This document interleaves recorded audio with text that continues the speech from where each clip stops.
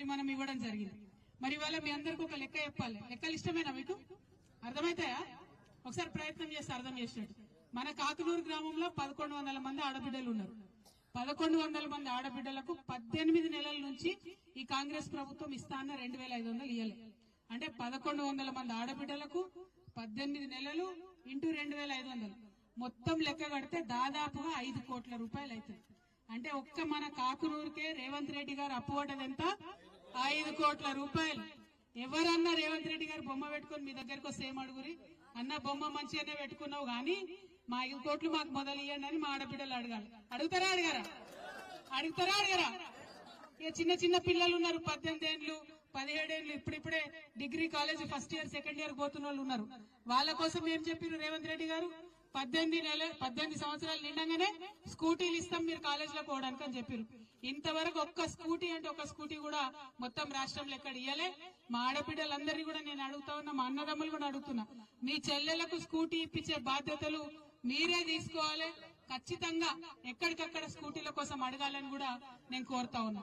ఇంకొక మాట మన ఆడబిడ్డలు ఆలోచన చేసుకోవాలి. ఇదివరకు కేసీఆర్ సార్ ఉన్నప్పుడు ఎవరన్నా పేద ఇంటి బిడ్డకు పెండ్లైతే డబ్బులు ఇచ్చేది సార్. కేసీఆర్ సార్ ఎట్లా అంటే మీదికి ఏం పని చేయడు, కొంత ఆలోచన చేసి ప్రజల హృదయాల్లో ఉన్నటువంటి దుఃఖానికి సంబంధించి కార్యక్రమాలైనా చేస్తాడు. ఒకసారి ఏమైతుందంటే తెలంగాణ ఉద్యమ సందర్భంలో కేసీఆర్ గారు ఒక తండాకొచ్చింది.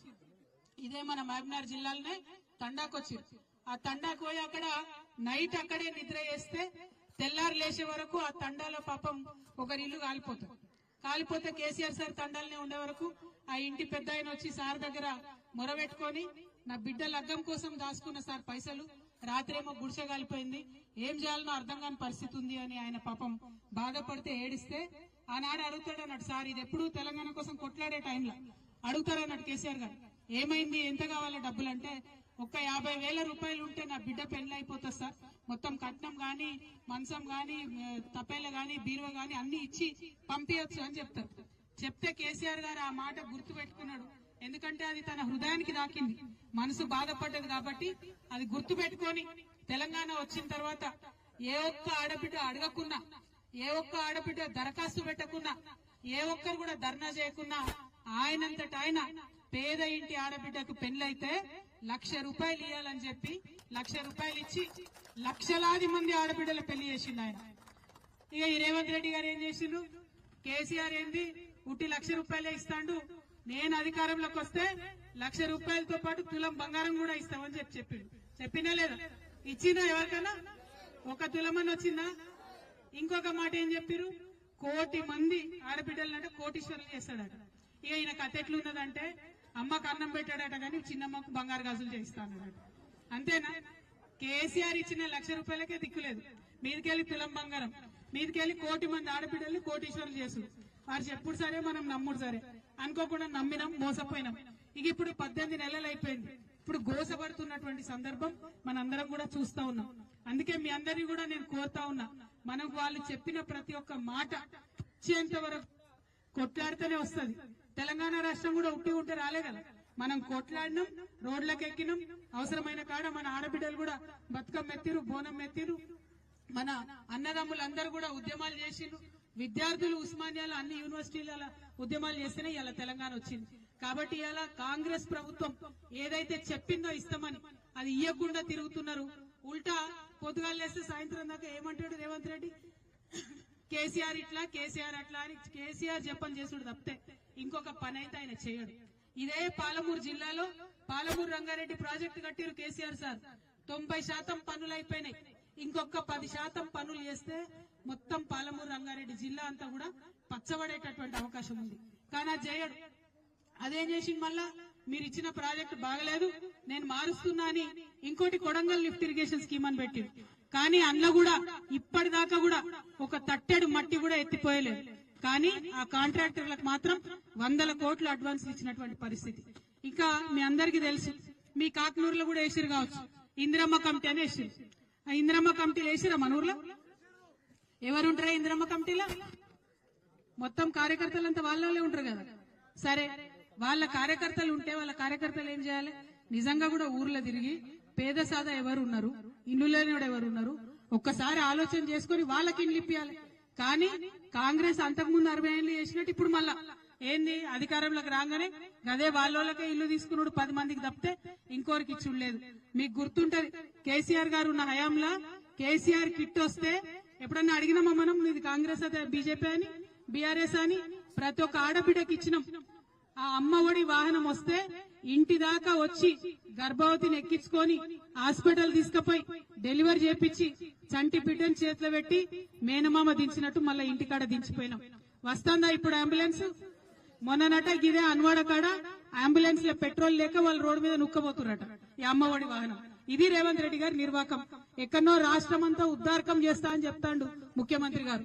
కానీ ఇవాళ వాళ్ళ సొంత జిల్లా మహబూబ్ నగర్ జిల్లా, ఉమ్మడి మహబూబ్ నగర్ జిల్లాలో కూడా కనీసం అమ్మఒడి వాహనాలల్లా డీజిల్ పోసే పరిస్థితి ప్రభుత్వానికి లేదంటే ఎంత దారుణంగా ఉందో చూడాలి. ఒకటి కాదు, రెండు కాదు, చిన్న పిల్లలకి ఎంత మాట చెప్పే, ఎంత మంత పెట్టే, ఎన్ని ఉద్యమాలు చేయించిండు వాళ్ళతో. ఏమన్నారు? మేము అధికారంలోకి రాగానే 2 లక్షల ఉద్యోగం ఇస్తామన్నారు. ఇవాళ ఇక్కడ చాలా మంది యువ మిత్రులు ఉన్నారు.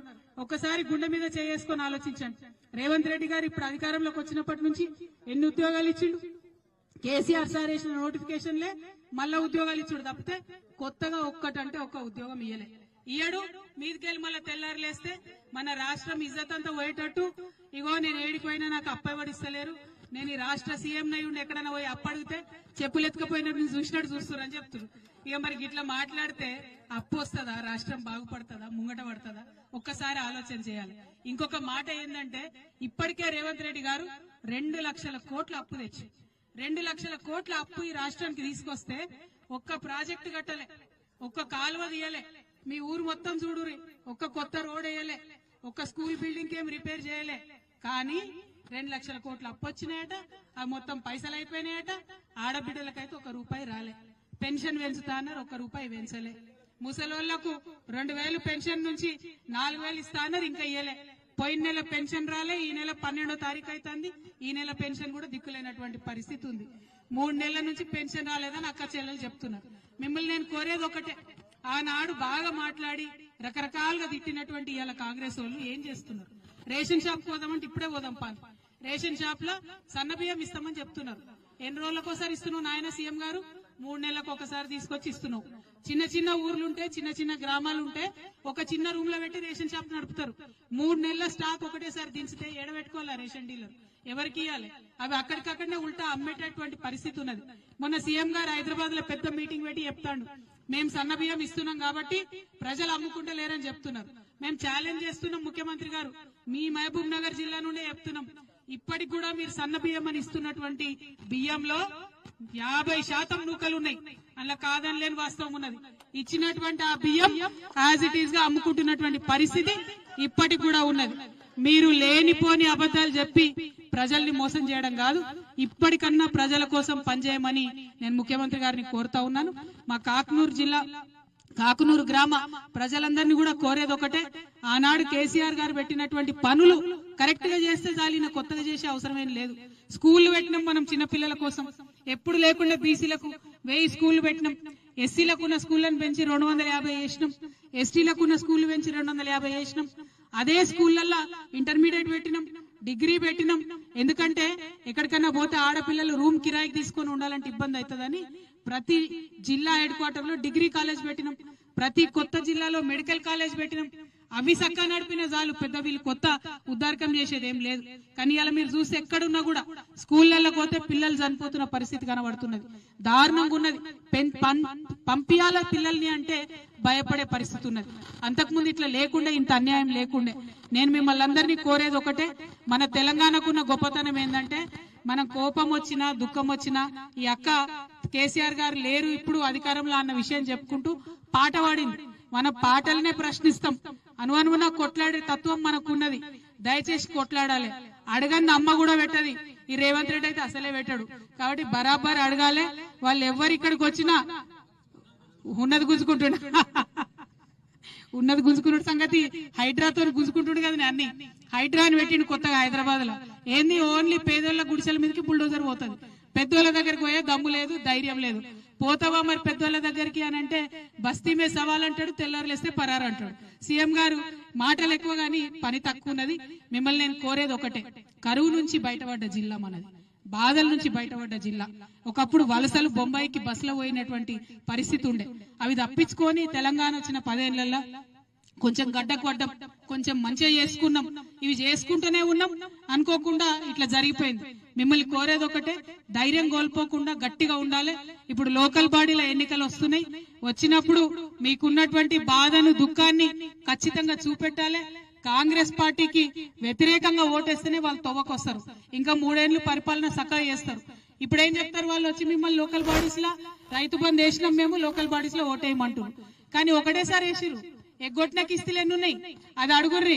2 కిస్తీలు ఎగ్గొట్టి ఒక్కసారి వేసి వచ్చి ఓటేయమని అడుగుతాడు సీఎం గారు. అన్ని గివే కథలు. రుణమాఫీ సరిగా వేయలేదు, రైతు భరోసా గదే పని, బోనస్ ఇస్తామన్నారు అది గదే పని. అన్నిటికన్నా ఒక మాట గుర్తుపెట్టుకుంటే, మన ఊరు కాకునూరులో తెలంగాణ రాకముందు 2 బస్సులు వచ్చాయి. అవునా? 2 బస్సులు వచ్చాయి. తెలంగాణ వచ్చినాక కేసీఆర్ సార్ వచ్చినాక అది 5 బస్సులు అయినాయి. అవునా? మీ ఊరేనా కాకునూరు? 5 బస్సులు వచ్చినాయి, రాలేదా? వచ్చినాయి కదా, 5 బస్సులు వచ్చినాయి. ఇవాళ కాంగ్రెస్ వచ్చే, రేవంత్ రెడ్డి వచ్చి ఏమంటారు, ఫ్రీ బస్ ఇస్తాం లేడీస్ కన్నా. మంచిది నాయన, సంతోషం, ఆడవాళ్ళకి ఫ్రీ బస్ ఇచ్చినాం. మరి మగవాళ్ళ పరిస్థితి ఏంది? 25 రూపాయలు పెట్టుకొని టికెట్ కొనాలి, కాకునూరు నుంచి శంషాబాద్ దాకా నిలబడే పోవాలి పాపం ఆయన. ఆడోళ్ళేమో కూర్చొని, మగవాళ్ళేమో నిలబడి. మంచిదే, ఆడోళ్ళు కూర్చోడానికి ఇయ్యని, కానీ 5 జాగల 10 బస్సులు వేయాలి. ఎందుకయ్యో? తెలంగాణ వచ్చినాక ఏం చేసినాం మనం? 2 ఉంటే 5 బస్సులు చేసుకున్నాం. ఇప్పుడు 5 ఉన్నాయి, 10 అయ్యి. నువ్వు ఫ్రీ ఏమని ఇబ్బంది ఏం లేదు కదా. ఇలా మగవాళ్ళు అంటే పెద్దవాళ్లే కాదు, ఎగ్జామ్ రాయడానికి పోయే పిల్లలు ఉంటారు, టెన్షన్ పడుతుంటారు. ఉద్యోగం ఇంటర్వ్యూకి పోయే పిల్లలు ఉంటారు, టెన్షన్ పడుతుంటారు. వాళ్ళు ఈడికెళ్ళి శంషాబాద్ దాకా నిలబడే పోవాలంటే ఎంత ఇబ్బంది ఉంది. నిలబడిపోయేదానికి 25 రూపాయలు పెట్టుడెందుకు? నేను మీ పక్షాన రేవంత్ రెడ్డి గారిని డిమాండ్ చేస్తున్నా, మీరందరూ ఒప్పుకుంటే మన కాకునూరు కానీ తెలంగాణ మొత్తంలో కానీ ఫ్రీ బస్ ఇచ్చిన మంచిదే, కానీ ఒప్పుకుంటారా? ఈ కాకునూరు వాళ్ళు మాట్లాడరా? ఏమి మాట్లాడతారా? ఒప్పుకుంటారా? బస్సులు పెంచాలన్న వాళ్ళు చేయెత్తురు, ఒకసారి చేయెత్తురి. ఏ మొగోళ్ళకి వద్దాయండి బస్సులు పెంచుడు? కావాలనా? Thank you. జై తెలంగాణ. మరి ఇట్లానే ఉన్న సమస్యలు అన్ని కూడా ఉన్నాయి, అన్నిటి మీద కొట్లాడదాం. మక్కలు చాలా మంది అప్లికేషన్లు పట్టుకొచ్చిరు, తీసుకుంటా, అవన్నీ కూడా తీసుకుంటా. నేను ఏడుకోతలేను, తీసుకుంటా. అప్లికేషన్లు తీసుకొని ఒక్కొక్క అప్లికేషన్ కోసం కూడా ఎంఆర్ఓకి వెంటబడి పనిచేద్దాం. స్థానికంగా ఉన్నటువంటి నాయకులందరినీ కూడా నేను కోరుతున్నా, ప్రజలు ఇచ్చే అప్లికేషన్ 1కి 10 సార్లు తీసుకుపోండి. ఈ ప్రభుత్వం పనిచేసే ప్రభుత్వం కాదు, ప్రశ్నించి వాళ్ళను వాటనీయకుండా వేస్తేనే పనిచేస్తారు. 1కి 10 సార్లు వెంటబడి మన కాకునూరు గ్రామస్తుల సమస్యలను తీర్చాలని చెప్పి మీ అందరినీ కూడా నేను కోరుతున్నా. మరి ఇంత పెద్ద ఎత్తున ఈ గ్రామంలో స్వాగతం చెప్పినటువంటి మా ఆడబిడ్డలకు, అన్నదమ్ములకు అందరి